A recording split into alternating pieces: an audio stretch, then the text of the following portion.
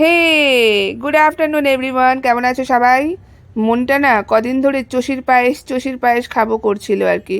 তো বাজারে না সরু সরু চষি কিনতে পাওয়া যায়, কিন্তু আমি পাইলাম না। যাই হোক, তো ওই জন্য আমি কি করলাম, নিজে নিজেই বানায় ফেললাম।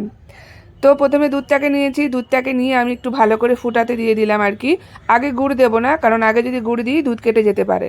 তো আমি কি করলাম, এরপর জল নিলাম, জল গরম করে তার মধ্যে আমি আটা আটা বলছি, চালের আটা, হ্যাঁ আটাই, চালের আটা। চালের আটা দিয়ে দিলাম। তো চালের আটা দিয়ে একটু ভালো করে নাড়াচাড়া করে, মানে একটু সিদ্ধ সিদ্ধ হয়ে গেল আর কি। এরপর আমি হাত দিয়ে ভালো করে, হালকা গরম অবস্থাতেই, ওই অবস্থাতে আপনি ঠেসে ঠেসে ভালো করে মেখে নেবেন। আমি ভালো করে মেখে নিয়েছি। মেখে নিয়ে এরপর আমি কি করব, কিছুক্ষণ ছেড়ে দেবো আর কি। 5-7-10 মিনিট ছেড়ে দেবো মেখে। তারপর আমি ওটাকে আর কি চষি কাটবো। তো আমি সরু সরু ছোট ছোট করলাম না, আমি একটু মোটা মোটাই করলাম, আমার মোটা মোটা খেতে বেশ ভালো লাগে আর কি। এর সঙ্গে যদি আপনি পুলি তৈরি করে দিয়ে দিন তাহলে হয়ে গেলে দুধ পুলি। আর যদি শুধু চষি দিয়ে তৈরি করেন তাহলে হয়ে গেলে চষির পায়েস।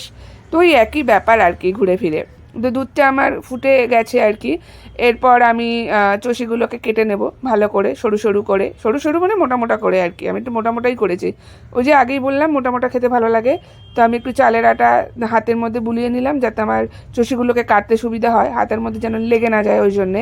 তো আমি ঝাপঝাপ করে কিছুটা চষি কেটে ফেললাম আর কি, একা একাই করলাম, কিন্তু কেউ সঙ্গ দেয়নি, নিজে নিজেই কইরা ফেলছি আর কি। বেশি অত ঝকমারি করার টাইম নাই, ওই জন্যে আর কি ঝপাঝপ যা হয় তাই বানিয়ে ফেলেছি।